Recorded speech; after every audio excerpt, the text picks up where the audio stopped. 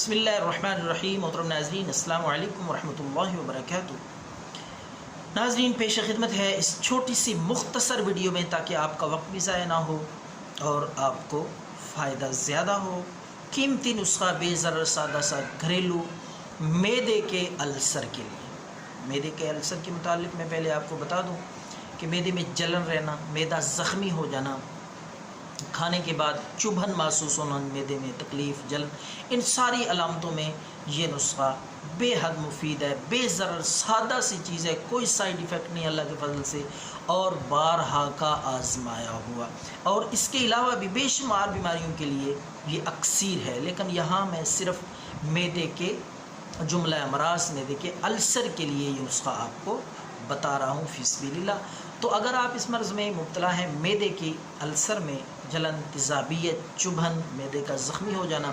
تو آپ کچے کیلے، اس کا میں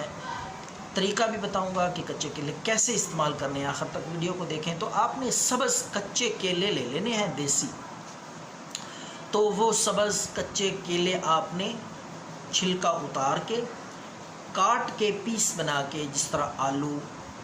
کاٹتے ہیں پیس بناتے ہیں، یا شلجم پکانے کے لیے ہم کاٹتے ہیں پیس بناتے ہیں، اس طرح آپ نے کاٹ لینے ہیں۔ تو کچے کیلے آپ نے سبزی کی طرح کاٹ کے ان کو پکانا ہے ہانڈی میں،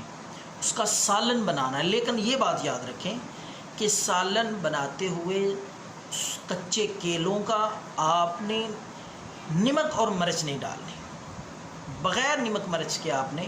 اس کو سالن بنا کے، جب وہ نرم ہو جائے، شلجم یا آلو کی طرح پک جائے، نرم ہو جائے، تو اس کے ساتھ آپ کھانا کھائیں بغیر نمک مرچ کے۔ چند دن یہ استعمال کریں، معدے کے السر کے لیے بہت زبردست اور مفید نسخہ ہے، مکمل افاقہ انشاءاللہ نصیب ہوگا